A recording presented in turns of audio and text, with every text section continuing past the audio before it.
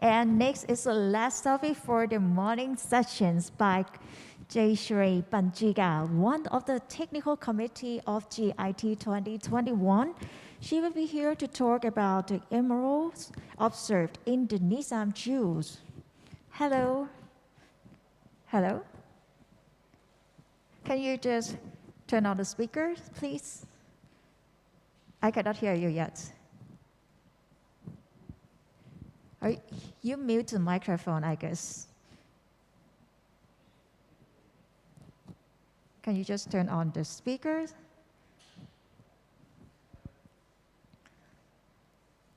The microphone is muted. Okay. Can you hear me clearly? I can hear you very clearly, yes. Okay, so can you open the files for the presentation? Yeah, I can. Okay, so if anything you can tell us now, because our technicians will check if it's all right. That's all good? Can you hear me now? Okay. Okay, that's great. Can you hear me? Yes, perfect. Okay, good. Yes, a sparkling morning to all delegates of GIT 2021-2022. I thank the Gemological Institute of Thailand for organizing this wonderful conference and congratulate them heartily for a grand success, especially during the pandemic times. Ladies and gentlemen, I'm Dr. Jayshree Panjikar, and I'm sharing this paper with my son Atish Panjikar and his wife Prachi Panjikar. Today, my topic is emeralds observed in the Nizam's jewels. The Nizams were the rulers, and they ruled in some part of India that is known as the Peninsula India, and this Deccan Plateau, which you can see on this screen, which is marked in blue color. This map is from 1760, and the Nizams ruled from 1724 to 1948 for 7 generations. The Nizams were the richest men in this world at that time, had astronomical wealth, and they had fabulous jewels. You can see this portion of the kingdom where actually you have this Golconda mines where the famous diamonds came from, the Hope diamond, the Kohinoor diamond, some of the major big diamonds in the world came from this region. So this region was known for diamonds, gold, beryl, and corundum. I can tell you that even today you can get plenty of beryl and corundum over there, because during my research for my thesis, I did do a lot of field work, and we got plenty of material pockets which were really good quality. In those days, regular bazaars were held, less like a Sunday market, where foreign merchants traded rubies, pearls, emeralds, and the Indians traded gold, diamond, beryls, etc. Top quality gems from all over the world were regularly bought by the rulers of the Deccan. You can actually see that, the Nizam's agent always were given the best of material. Besides that, the Nizam had one ritual where whenever any visitor came to meet him, he had to pay the Nizam some, tax licensing for showing his face to the visitor. This was always collected in gold, gems, or studded jewels. Even the normal taxes were collected in gold, gems, or studded jewels. And therefore, the treasury was always overflowing. The 5th Nizam, when he passed away, the 6th Nizam, the Mahbub Ali Khan, was just 2 years old when he was coronated. And as he grew up, mind you, ladies and gentlemen, he loved gemstones and jewelry, so he amassed a lot of wealth in huge proportions. He was a connoisseur of gems, bought gemstones with little thought for financial liability. In fact, he was the one who bought that big Jacob diamond, 186 carats. Mahbub Ali Khan's son, Nizam Osman Ali Khan, was the 7th and the last of the Nizams, because after that, the Hyderabad state merged with India. Like his father, he bought and procured plenty of gemstones and jewels, and therefore the treasury was overfull. But his sons, Osman Ali's sons, were flamboyant, extravagant, they did gambling, made great losses, had unpaid taxes and huge debts. By the time 1972, they had lost a lot of material and jewels had to be auctioned. The highest bidder was Government of India. There were a lot of court cases, official formalities, and finally, in 1995, the Government of India got the Nizam's jewels and declared them as national heritage. The Nizam's jewels contain plenty of diamonds, emeralds, rubies, spinels, pearls, mind you, all sorts of gemstones, and different types of jewelry like turban ornaments, necklaces, buckles, buttons, watch rings, everything. The Nizam's jewels were kept for public viewing and many times at Salajam Museum in Hyderabad. With the special permission of the curator, I could study some of the pieces. And the paper discusses only the emeralds in the jewels acquired by the Government of India, and that too emeralds in the men's jewelry. Now, this is something important because whatever you're seeing is the men's jewelry, because the Nizams had plenty of wives. The last Nizam, Usman Ali Khan, had 7 wives, and each wife had plenty of jewelry. So you can imagine that I'm not considering any of the ladies' jewelry at all, only the men's jewelry. So let's start with the turban. The turban ornament is the serpage, where you can actually see the person wearing the turban and having a jewelry piece on the top. This piece has got 55 emeralds faceted and dangling actually 7 drop-shaped emeralds, which of course 2 have fallen off, plus 1 over here on the top. Now these all come from Colombia. These 5 emeralds plus this one containing the weight is about 300 carats. Total weight is about 290 grams. It's really huge thing. Whereas they also made turban serpage for the small kid who became, at 2 years, he was coronated. This was a small piece, but still it had plenty of jewelry. And just imagine, see the emeralds in containing that. The biggest emerald over here is 20 millimeters by 20 millimeters. It had actually a 3-phase inclusion, which you can see very clearly with the naked eye. So it was actually a perfect Colombian piece. 3-phase inclusions can be seen with big circular gas bubble over here. Beautiful pieces of emeralds, all are mouth-watering. Ladies and gentlemen, they were really a treat to the eyes whenever you see them. The turban ornaments are different types of present, Something which you cannot imagine is that, they had diamonds in different shapes and sizes with dangling emeralds on all sides. The reverse side of the serpage had lovely enamel work, beautiful pieces. This was not only the ornament for turbans. You had also sarpatti. Sarpatti is just a flat piece thing, sort of a band made up of jewels, naturally made of gemstones. You had a kalgi, which was attached to the sarpatti, and that became a sarpage. You could have a tura. Tura was something which dangled from the side. And sometimes the Nizam would wear only a sarpatti and tura. Or sometimes he had what is known as, he had different types of thing. So some pieces were also designed in the Western countries. So you can see this is a Western design, unlike the designs which are very much traditional or Asiatic.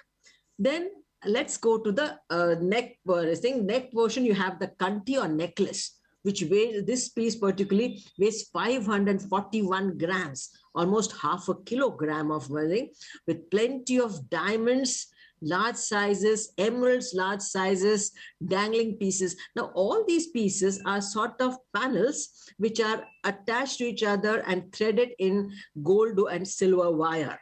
So they are actually, so kanti is always made up of, the pieces which are attached together. And the dangling emeralds right on the top over here, you can see are really large pieces. So this type of kanti, you could have different types. For example, this is also kanti strung in thread and the silver wire. And you have the panels which are with diamonds and pearls with a large ruby over here. In fact, the length of the pen, just the pendant, which has gold setting on behind, is about 10.5 centimeters. The entire length is about 30 centimeters from this point to down. That is about 15 centimeters, quite a big necklace. And then, yeah, you have kantis of this type.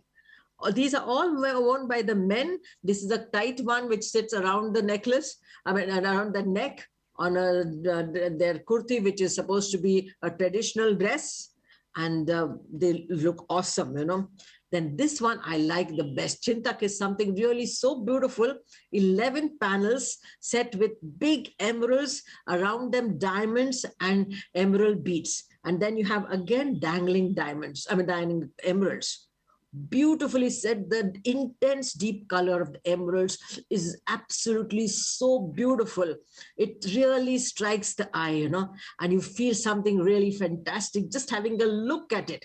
I can imagine the person who was wearing must have been felt so good, But anyway, this is a chintak, which also comes around the neck. It's also a neck ornament. The neck ornaments are various types of chintaks are there. You have chintak murasa, which is made up of emeralds and diamonds, pearls, etc.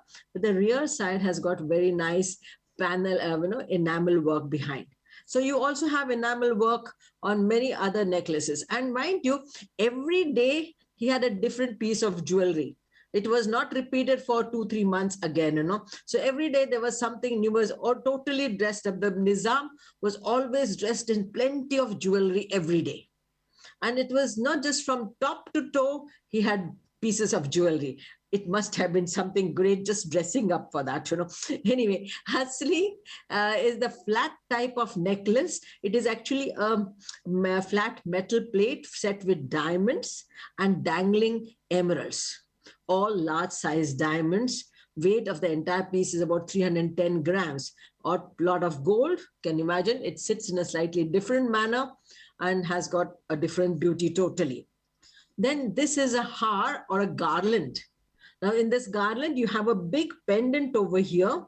And this pendant is made up of plenty of diamonds, a large yellow diamond over here, and some dangling. 9 emeralds are there. There are 9 emeralds dangling from this. There are 4 over here, 4 and 1 down.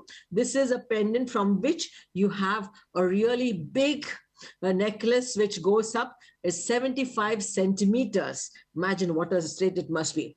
Then from there we come to the bajuban. Bajuban are pieces which are around the arm, and they are started worn like this on the arm. Sometimes 1, 2, depending on the mood of the Nizam, I suppose, or depending on the function. So these are the bajuban. In this bajuban, you have emerald-studded panels set with tiny rubies, and they are around the neck. This could be different types. You could have bajuban with really big emeralds with diamonds around them. I mean, you can see that one diamond has fallen off from here, but it was not how it was in those things. So I've taken photographs. Some of them have been given by Government of India.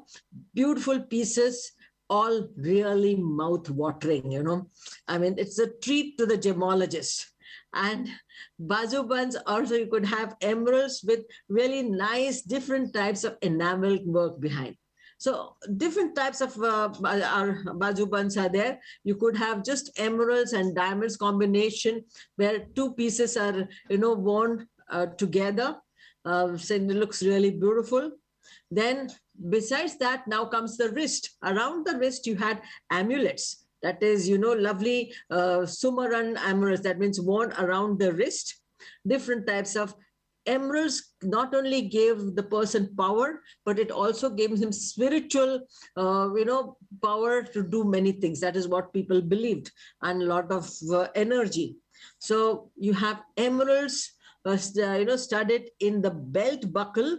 You have baglus is belt. So you could see a beautiful gold belt with emeralds and diamonds, or emeralds, spinels, and diamonds set in a beautiful belt.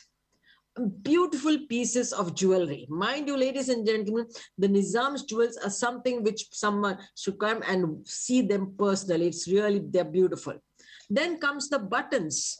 Yeah, buttons and cufflinks, all with large, big emeralds surrounded by diamonds. I mean, they are so beautiful, They look really attractive like anything, which especially green and white, the combination stands out beautifully. So you have the cufflinks here, you can see very nicely set with diamonds and everything. You have these are gundia. Gundias are generally for a long dress which has just 7 buttonholes, and these are put inside that. So these are the buttons. Then you have watch chains. Watch chains, Tora Gharial, that is Tora Gharial. The watch is dangling, which is then sort of a breast pocket watch. And with that, there is a very nice watch chain, again with diamonds and emeralds, lovely pieces. And they really come out very nicely. So this dangles just outside the pocket and looks really beautiful. And then you have maybe emeralds in just strung, in wire with the one big emerald dangling out. Beautiful pieces. Yes, and emerald rings, ladies and gentlemen. Have a look at these. These are so beautiful. All big pieces, carvings, etc. Fantastic. And the best emeralds, of course, in the Nizam jewelry are the 22 pieces, all emeralds coming from Colombia. So, I mean, somehow the Nizam didn't come to make the jewelry out of it. The smallest is 6.5, the largest is 59 carats, all from Colombia. Really fantastic pieces. So let's conclude on this. Emeralds in Nizam's jewelry are tremendous. One is awed by the sheer quantity and quality of the gems used. Nizams became good judges of quality of these gems and collected emeralds for their clarity and color. For gemologists, naturally, it is a treat for the eyes. The first, of course, I had chance to see them at close quarters, see the inclusions with just 10x lens. Most of the emeralds appear to be from Colombian origin, but some of them had also inclusions like comma-shaped inclusions, which are considered to be of Indian origin.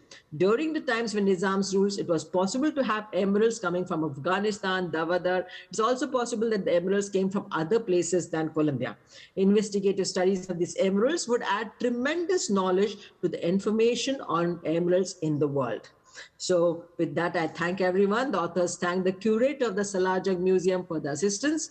These are the references which I use. They're really nice. I really enjoyed it. Of course, it's not a very technical paper, but I'm sure you enjoyed the thing. And thank you very much, ladies and for giving your attendance and attention. Thank you.